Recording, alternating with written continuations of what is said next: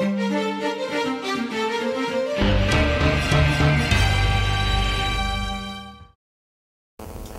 I'm Stacy Piggott, editor of the Cutting Horse Chatter, and I'm here with Curly Talmage, who at age 85 might be the oldest cutting horse trainer still actively training horses for the public. Tell me a little bit about how you got Rey Jay. Well, Rey Jay belonged to a man named Ira White, who was a friend of mine. And I went over to Ira's place one day and he showed me this, wanted me to look at this horse. He had an old garage like there, and this horse was pinned up in this garage. And I peeked through a crack, and the first thing I saw was this eye that was predominantly all white. It had a white spot in it. And I said, ooh, you know. But then we got the horse out, and I looked at him closer. He was just a 2-year-old, and I liked what I saw conformation-wise. So I bought him, paid $350 for him. Nobody knows exactly what happened to his eye, whether it's hurt on the ranch before he left or whether it's hurt in the truck on the way up here. Shortly after I got him, I had a vet check him out, but I still bought him and owned him before that. But the vet said he thought that the horse had about 60% vision out of that eye. And we got along pretty well. One day I was working him, and he started missing a cow on this right-hand side. He missed it, he missed it, he missed it, and I said, something's wrong. I got off and looked at him, and he was blinking this eye, just blinking it.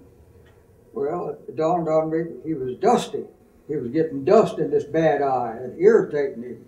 So he'd miss his cow on that side. And at that time, a lot of horses were hauled in the back of a pickup or the back of trucks, open.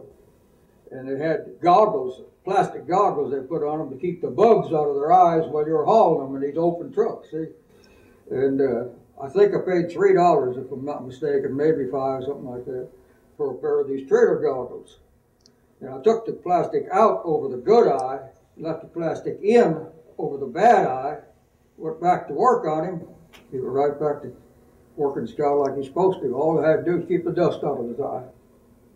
One incident was kind of strange. I took him to a show, and a lot of people were looking at this goggle over that eye and thought I had some kind of a gimmick or something, see? And, yeah, they're afraid I was cheating them or something, you know. So before the show, I went to the judge, who I happen to know. Anyhow, I said, is there any complaint about me working this horse with the goggle over this eye? And he said, well, not if you don't win. In other words, if you don't win, nobody's going to complain. Sold him in 1959. I had him 2 years. I was at a show in Indiana, and I won the show there. And a young man come up to me and said, you know, he said, I believe that's the best young horse I've ever seen. Turned out his name was Tommy Lee. And the next morning, I left there.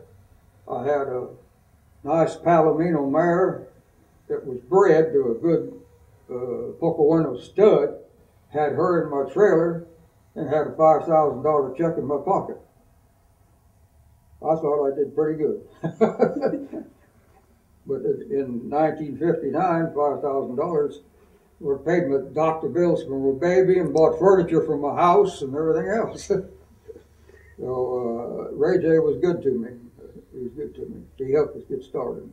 It was a highlight of my life. It was a sad thing to let him go, but it was a highlight of my life. When it was over, the class was over, the announcer come on the PA and said, Curly, he said, would you show that horse without a bridle, just to demonstrate? We were in Indiana, and we were, 1,200 miles away from home, and I was pretty sure I'd beat these old boys, but I thought, hey, no, I'm not going to go out there and pull my bridle off. They'll think I'm just showing off, you know. But one of the local boys popped up and said, hey, I'll do it. I'll pull the bridle off my horse. You know, that old boy was good. He had a big gray gelding, and he was good. He did a good job. So he went in there, and he pulled his bridle off, and he cut a cow, and he did well. And I thought, golly, I can't let him show me up, you know. So after he got through, I said, okay, I'll do it now. So I went in there and pulled the cow out and reached down and slipped the bridle off and hung it over the horn. And boy, they were after me. I didn't have two turnback, man. I had 5 or 6 guys out there in a semicircle, you know. And I said, okay, boys, come on. And they started pushing that cow at me. And I just kept egging them. I said, come on, bring him on. Bring him on, boys. Come on, bring him on. They couldn't push a calf through that old Rey Jay horse for nothing, you know.